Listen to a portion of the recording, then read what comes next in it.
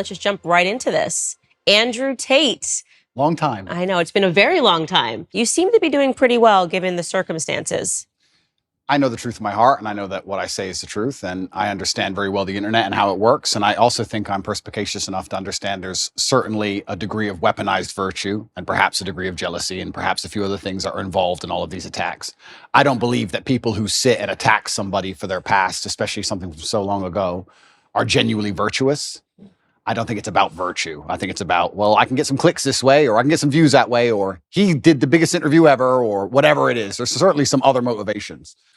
We're now in a situation where if the legal system's completely fair, then the case is over.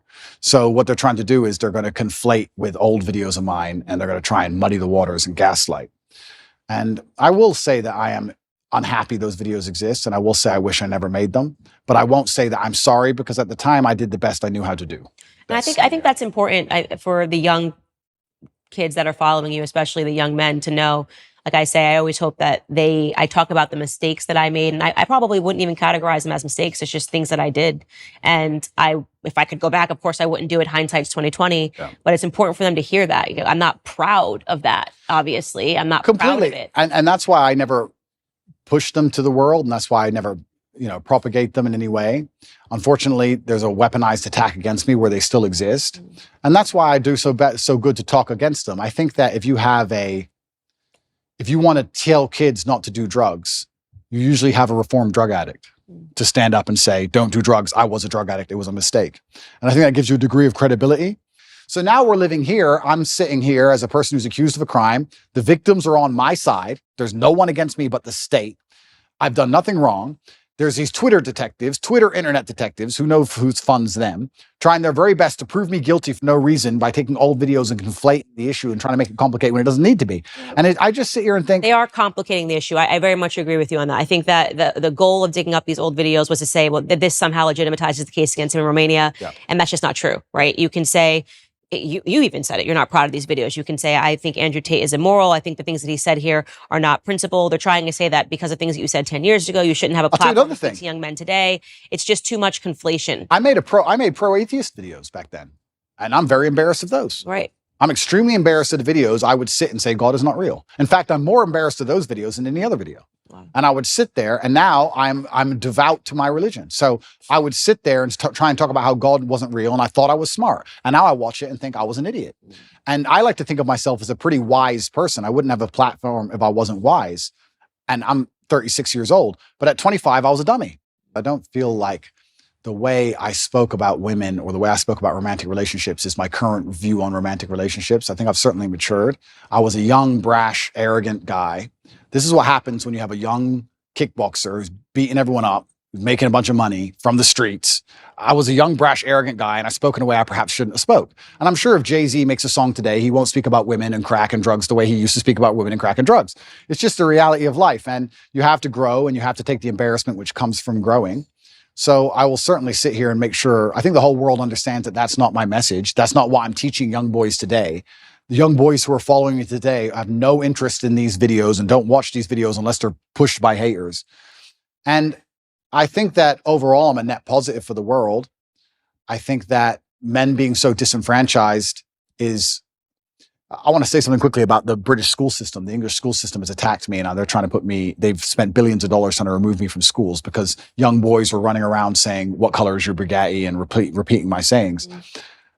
I don't think I can really truly be held responsible for the fact that young boys repeat a saying, especially one that's not particularly aggressive. I think that shows that the young boys are looking for a hero and someone to look up to, and I feel like I'm filling a gap. And that's why I understand it's so important I say very good things and teach very good things. And I don't think I would have learned so much good if I hadn't been involved to a degree with the dark and the bad. I don't think there is light without dark. A lot of my lessons and a lot of the messages I give to the world come from the fact that I grew up in one of the worst areas of the Western world, surrounded by drug dealers, surrounded by real pimps doing real bad things, surrounded by broken homes. I learned all these lessons, and if I had never had those experiences and never grew up in that scenario, how could I be a person who's now teaching young men, disenfranchised young men, the realities of the world? And I think the best defense for all of these things, personally, I don't think that anybody should take my word for it. I think the best defense for all of these things are the voices of the woman directly involved. Right. We say believe all women. right? That's what we say, isn't it? Okay, well, you don't have to listen to a word I say or believe a word I say. If you think I've done something wrong to a woman and the woman stands up and goes, no, I love him, that's garbage, then that should be the end of the issue, I believe. And I do think that one of the reasons why they dislike me so much is because, yeah, I certainly live a teenage boy's dream.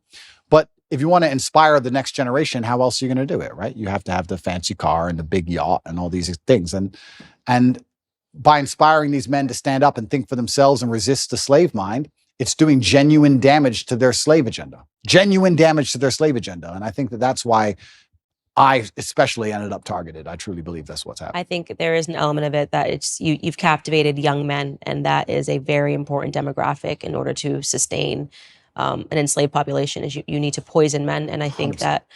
that is true. Let's look at the lover boy method. We have a man here who has spoken to a woman in a very nice, polite, kind way, has never even had a BDSM relationship with her, hasn't hurt her, hasn't hit her, only spoke to her nicely. She is saying he is nice. She is saying he did nothing. Okay, she's brainwashed and he used lover boy. You can't even be nice. You can't even be, if the government want to put you in jail for sexual crime, you can be a man with a woman, speak to her with absolute respect. She can love you with all her heart and say he has never hurt me, and you are still a criminal. Right. Right. Think of the mind bending. It's crazy. As a man, you're not safe. You're not safe. If they want to get you, they're going to get you, and they're going to use this avenue because this is the most heinous possible crime you can be accused of. The process itself is the punishment. Let's look at what's happened to me. All those months of investigation. During all those months of investigation, there are pages and pages of files. Everything I did, everywhere I went, they were looking for me to break a law. I don't break laws. If I had even sped in a car, if I had littered, if I had done anything, it would all be in the case file. So they're spying on my entire life trying to find a crime. They can't find one.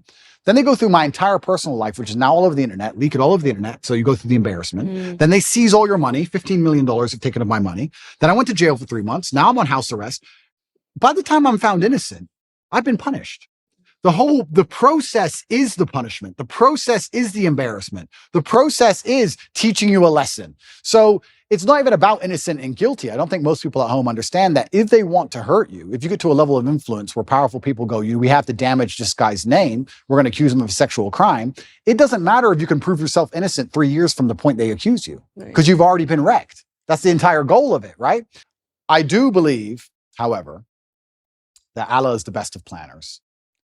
And I am, in many ways, I wouldn't say happy, but I feel like this whole criminal investigation is going to be a fantastic end to all of this once I'm found innocent. Right. I believe. And I do believe I'll be found innocent. I've seen all of the case against me, and there is no case. And it's very difficult to put somebody in jail when there's nobody saying he did anything wrong. Thank you so much for taking all of this time. Such a good conversation. Thank you.